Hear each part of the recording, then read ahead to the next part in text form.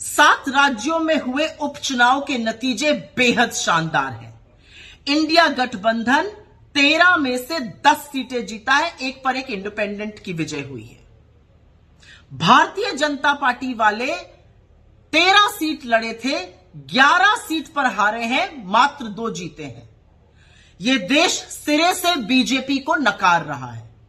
यह देश नरेंद्र मोदी को 1 महीने के अंदर ही एक और बड़ा संदेश दे रहा है और फिर से कह रहा है कि हमें नफरत की, हिंसा की, वैमनस्य की, उल जलूल की बातों की राजनीति नहीं चाहिए।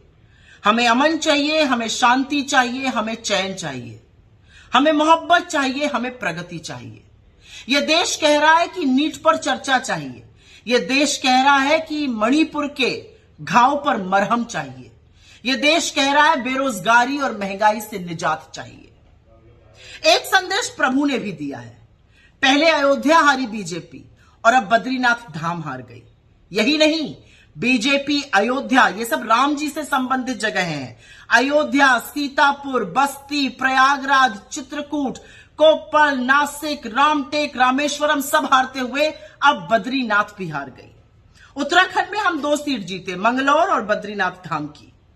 कहने वाले बीजेपी के कह रहे हैं मंगलौर में मुस्लिम ज्यादा है, बद्रीनाथ में तो 98% हिंदू है। क्या कहिएगा, वहां क्यों हार गए? और मंगलौर में जो प्रशासन के साथ मिलकर गंद करी थी चुनाव के दौरान, जो रक्त रंजन किया था, जो मुस्लिम मतदाताओं को जबरन वोट ना देने दिया था, उसका परिणाम सामने है। बीजेपी सिरे से हार गई है।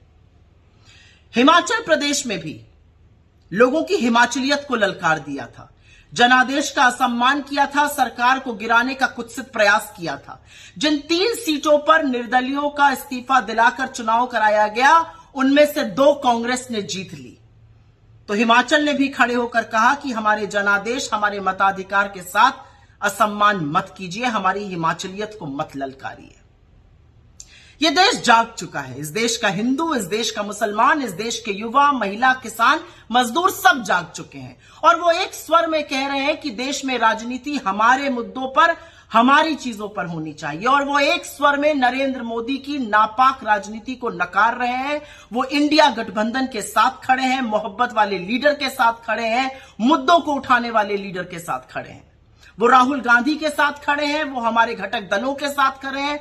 वो खड़े होकर निष्पक्ष तौर से ये कह रहे हैं कि ये देश मोहब्बत से, शांति से और न्याय से चलेगा, अन्यथा हम सबक जरूर सिखाएंगे।